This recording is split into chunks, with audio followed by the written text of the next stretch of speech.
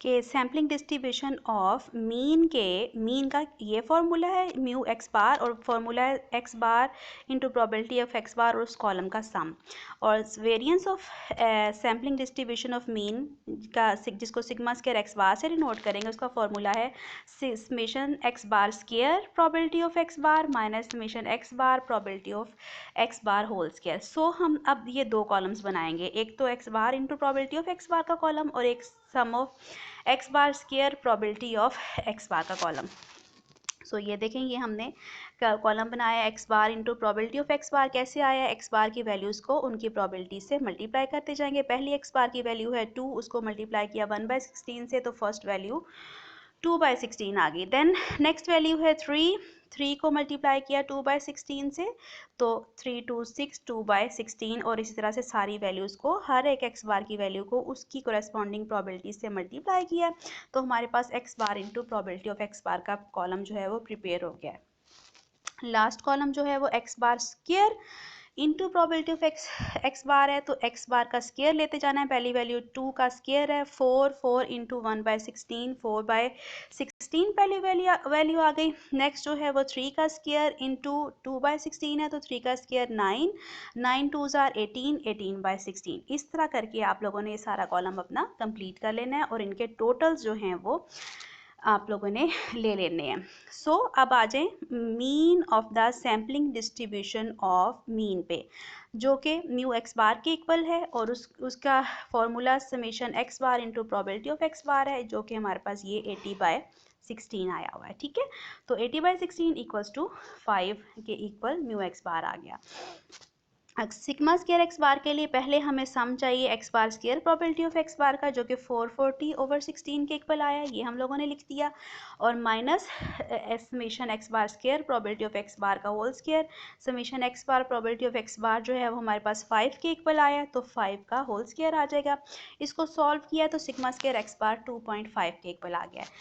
और sigma x बार के लिए हम जस्ट क्या करेंगे, 2.5 का स्क्वायर रूट लेंगे, जो कि 1.58 के इक्वल आ गया। तो ये हमारे पास स्टेप जो 3 है वो कंप्लीट हो गया। अब हमारे पास लास्ट स्टेप है जो कि वेरिफिकेशन का है। वेरिफिकेशन के लिए हम लोगों ने क्या करना है, हमसे कहा गया कि ये वेरीफाई करें। अब फर्स्ट प्रॉपर्टी ये थी कि सैम्पलिंग डिस्ट्रीब्यूशन ऑफ मीन का मीन जो है वो पॉपुलेशन मीन के इक्वल होगा। सो हम लोग अपना देखेंगे, हमारे पास ये म्यू एक्स बार की वैल्यू 5 आई है, जबकि हमने स्टार्ट में जो म्यू कंप्यूट किया था तो वो देख लेते हैं उसकी क्या वैल्यू आई थी। ये देखें, हमारे पास म्यू की क्या वैल्यू आई हुई है, म्यू की वैल्यू 5 आई हुई है। ठीक है, इस तरह से सिग्मा स्क्वायर की क्या वैल्यू आई हुई है, सिग्मा स्क्वायर की वैल्यू भी 5 आई हुई है। ये अब हम जाके वहाँ देखते हैं इसको कैसे पुट करेंगे हम लोग। सो फर्स्ट प्रॉपर्टी तो हमारी प्रूव हो गई कि म्यू एक्स बार जो है वो किसके इक्वल है, म्यू के इक्वल है। सेकंड जो है सिग्मा स्क्वायर एक्स बार है, सिग्मा स्क्वायर एक्स बार जो है वो इक्वल है by property sigma square over N के। अब सिग्मा स्क्वायर एक्स बार की वैल्यू हमारे पास आई है 2.5। ये देखें, यहाँ से सिग्मा स्क्वायर एक्स बार की वैल्यू आप लोग देख सकते हैं किसके इक्वल है, 2.5 के।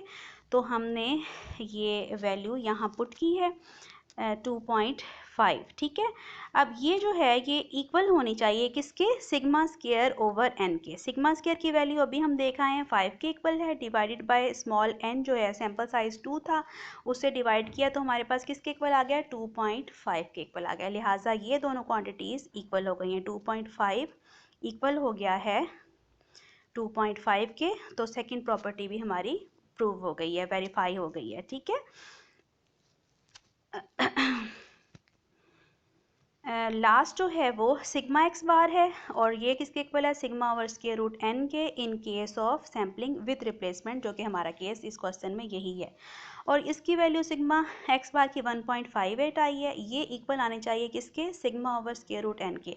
सिग्मा की वैल्यू 2.236 है, और स्क्वायर रूट एन की स्क्वायर रूट 2 हो जाएगा। इसको जब सॉल्व किया है तो हमारे पास ये भी किसके इक्वल आ गया है, 1.58 के। लिहाजा ये भी हमारे पास जो है रिलेशनशिप वो वेरीफाई हो गया। सो फर्स्ट स्टेप में पॉपुलेशन के पैरामीटर्स कंप्यूट करें, सेकंड स्टेप में सैम्पल्स जितने पॉसिबल्स हैं उनको कंप्यूट करें, और स्टेटिस्टिक थर्ड में सैम्पलिंग डिस्ट्रीब्यूशन बनाएं, और लास्ट में उनको वेरीफाई करें। ये होगा इन क्वेश्चंस के डिफरेंट